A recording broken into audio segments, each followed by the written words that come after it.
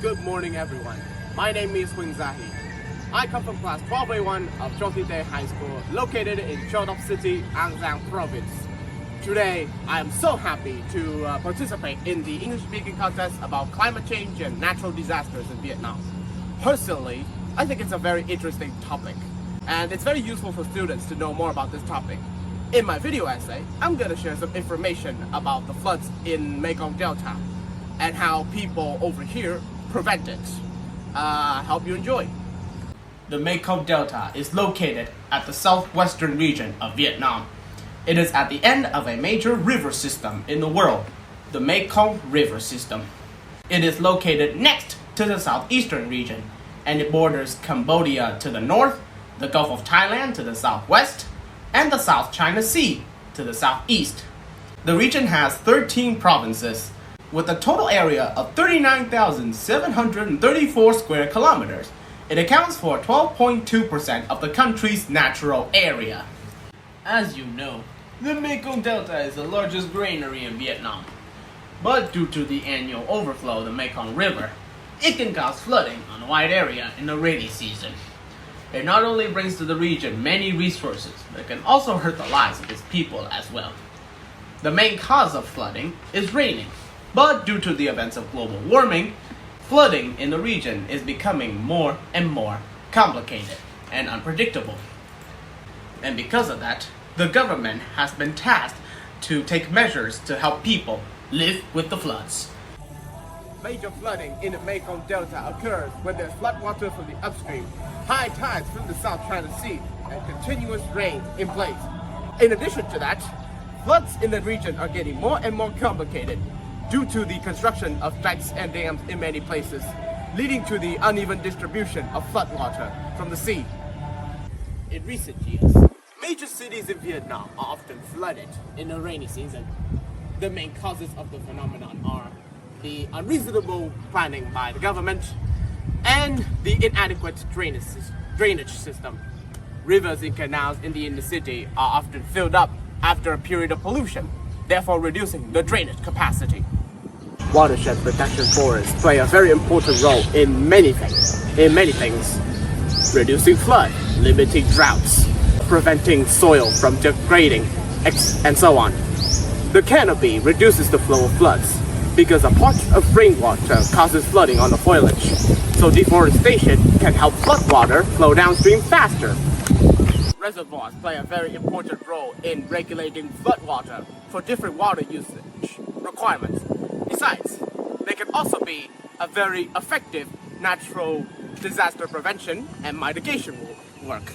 In addition to providing water for the downstream areas in the dry season, they can also be very effective in regulating floods for the downstream areas.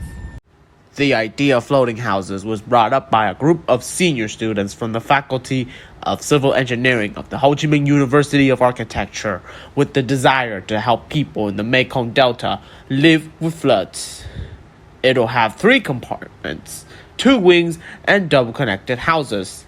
This type of house has an EPS buoy system designed to connect, making it easy for the house to move vertically along 4 directional pillars when the water rises. Therefore, when it's flood season, the house can float on its own.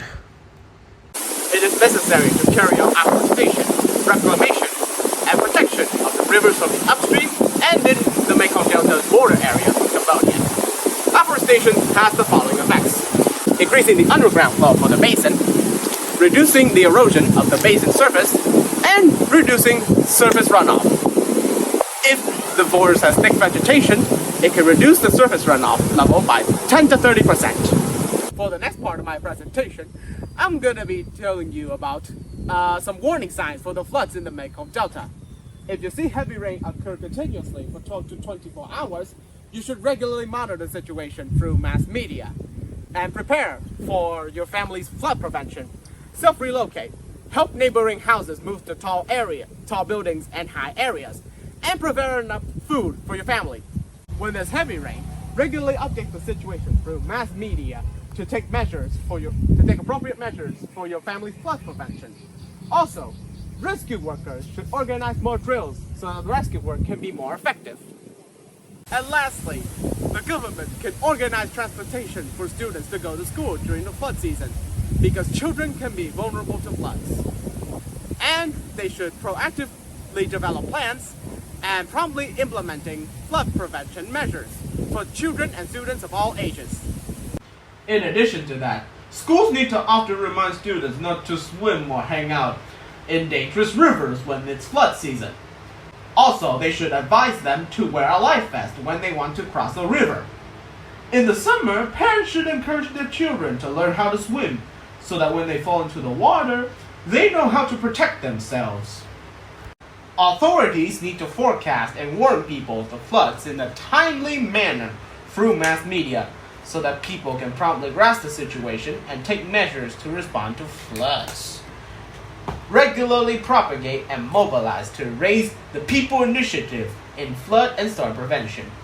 Make sure that the warnings and forecasts are communicated widely and timely.